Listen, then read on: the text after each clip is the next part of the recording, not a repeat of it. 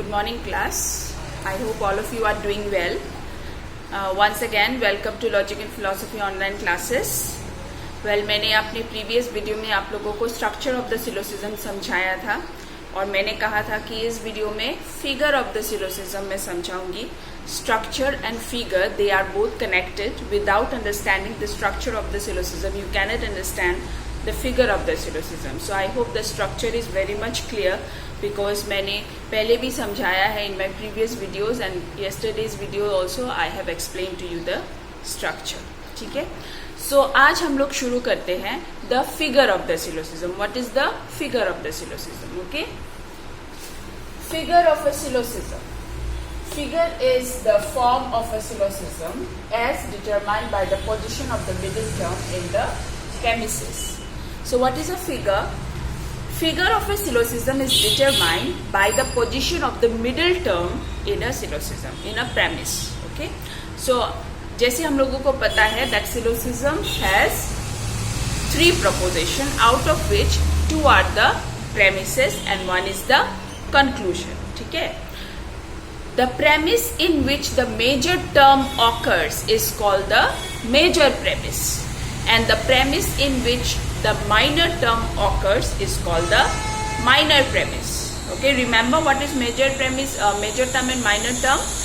Major term is the predicate of the conclusion and minor term is the subject of the conclusion. So जिस premise में major term occur होता है उसको बोलते हैं major premise और जिस premise में minor term होता है उसको बोलते हैं minor premise. ठीक है.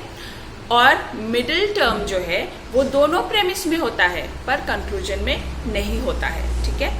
सो ये जो मिडिल टर्म है इसका पोजीशन हमेशा सेम नहीं रहता है. ओके. कभी कभी ये मेजर प्रेमिस का सब्जेक्ट हो सकता है या फिर कभी कभी ये मेजर प्रेमिस का प्रेडिकेट भी हो सकता है.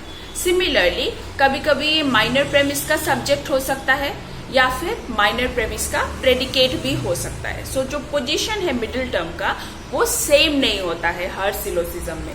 It differs from syllogism to syllogism. So what is the figure of the syllogism, how it is determined. The figure of the, ध्यान से सुनना क्योंकि ये बहुत ही ज्यादा इंपॉर्टेंट है. ऑब्जेक्टिव में श्योर आप लोगों को ये क्वेश्चन मिलने वाला है.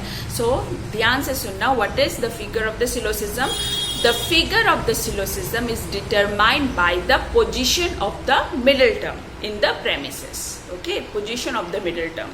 कभी middle term subject भी हो सकता है in major premise, predicate भी हो सकता है in major premise, या फिर subject भी हो सकता है in minor premise, predicate भी हो सकता है in minor premise. So ये जो position है middle term का ये हम लोग 4 तरह से express कर सकते हैं. Okay, 4 types. Either the middle term is the subject of major premise or it is the predicate of major premise. 2 type हो गया. Similarly, either the middle term is the subject of minor premise or it is the predicate of minor premise. और 2 हो गया तो total 4. So the position of the middle term can be expressed in 4 different ways. And that is the reason why the figure of the syllogism has 4 parts you can say या फिर 4 types. Okay, that is the first figure, the second figure, the third figure and the last figure. ठीक है. There are 4 figures. How many figures are there? There are 4 figures of a syllogism. So अभी हम लोग देख लेते हैं what are the figures. Now let us start with the first figure. First figure. Okay. So in the first figure, the middle term is the subject in the major premise. जो major premise है इसमें the middle term is the subject. Okay, in the first figure. In the first figure, the middle term is the subject in the major premise. Now ये मैंने symbolical form दिया है. आप लोगों को पता है in my previous video मैंने symbols भी समझाया था. Which are the letters stand for which term? So M stand for middle term, P stand for minor term and S stand for minor term and P stand for major term. फिर से एक बार सुन लीजिए. M stand for middle term, P stand for major term and S stand for minor term. So जो figure है इसको आप इस तरह से with the symbols, with the letters आप लोगों को एक्सप्रेस करना है, लिख के दे, विद आर्ग्यूमेंट्स नहीं बट विद द लेटर्स, ठीक है.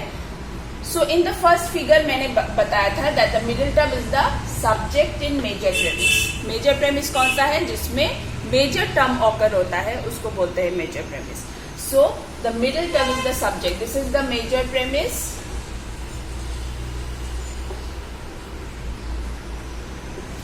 This is the minor premise. This is the conclusion. Okay. So middle term दोनों premise में है, conclusion में नहीं है. So in the first figure, the middle term, that is M, is the subject of the major premise, predicate of the minor premise. ठीक है. And conclusion में there is no middle term. Okay, clear? So in the first figure, the middle term will occur as a subject in the major premise. जो सबसे पहला premise है syllogism में, उसमें first figure में middle term subject occur होता है. As a subject it occurs. In the second proposition or second premise, that is the minor premise, इसमें the middle term occurs as the predicate. Clear? Once again, in the first figure, the middle term is the subject in the major premise and predicate in the minor premise. Subject in the major premise, M as middle term, subject in the major premise, M as middle term, predicate in the minor premise. So this is the first figure. ठीक है? Clear? Very simple. This is very simple. Just listen carefully. Now, in the second figure, सिर्फ position change होता रहेगा. Middle term का सिर्फ position change होता रहेगा और कुछ नहीं है. आप लोगों को सिर्फ मिडिल टर्म का पोजीशन याद रखना है. फर्स्ट फिगर में मिडिल टर्म का क्या पोजीशन है, सेकंड फिगर में क्या पोजीशन है, थर्ड फिगर में क्या पोजीशन है और फोर्थ फिगर में क्या पोजीशन है. बस इतना ही याद रखना है and you will be clear with the figure of the syllogism. So first figure हम लोगों ने देखा, पोजीशन देखा मिडिल टर्म का. अभी सेकंड फिगर देखते हैं. So in the second figure middle term is predicate in both the premises. Middle term जो है सेकंड फिगर में, मिडिल टर्म जो है वो दोनों प्रेमिसेस में ही प्रेडिकेट होना चाहिए. ओके. अगर किसी सिलोसिज्म में आप लोगों को मिडिल टर्म प्रेडिकेट दिखाई दे, मेजर प्रेमिस में भी और माइनर प्रेमिस में भी, तो फिर वो सेकंड फिगर है, second figure of the syllogism. तो यहाँ पे देखिए, this is the major premise, this is the minor premise. So middle term, which is M stand for middle term, it is predicate in both the premise. So दोनों premise में ये एक predicate है. Okay, clear? Very simple, right? Now third figure. Third figure में the middle term is the subject in both the premise. Okay. Second figure में middle term predicate था दोनों premise में. थर्ड फिगर में middle term is the subject in both the premise. See, these are the premises and middle term is the subject in both the premises. ठीक है? Clear? Now let us come to the last, that is fourth figure. In the fourth figure, middle term is the predicate in major premise. जो major premise है इसमें middle term predicate है. See, predicate. And it is the subject in minor premise. जो minor premise है इसमें middle term subject है. See, subject. ठीक है? Once again, very simple. Middle term figure of the syllogism is determined by the position of the middle term. क्योंकि ये जो middle term है ये चेंज होते रहता है, इसका पोजीशन चेंज होते रहता है हर सिलोसिज्म में, सेम नहीं रहता है. ओके. हर सिलोसिज्म में the position of the middle term is not same, it changes. So there are 4 possible ways in which the position of the middle term may change, and that is the reason why in a figure of a syllogism there are 4 figures, that is first figure, second figure, third figure and fourth figure. क्योंकि we can express middle term in 4 different position, and that is why there are 4 figures. So जो first figure है, very simple, जो first figure है इसमें middle term is the subject in major premise and predicate in minor premise. Once again, in the first figure, the middle term is the subject in major premise and predicate in minor premise. In the second figure, the middle term is predicate in both the premise. Okay, see, both the premise, predicate in both the premise. In the third figure, the middle term is subject in both the premise. See, middle term, M stand for middle term is subject in both the premise. And in the last figure, middle term is predicate in major premise and subject in minor premise. So these are the 4 positions of the middle term in a syllogism according to which the figure is determined. I hope it is very simple and very clear.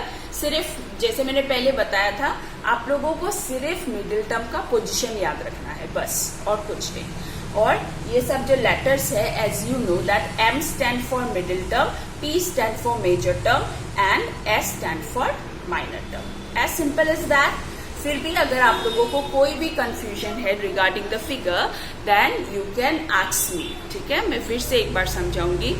किसी भी point में अगर कोई difficulty है, then don't hesitate to ask me, you can call me also. Okay, have a nice day all of you.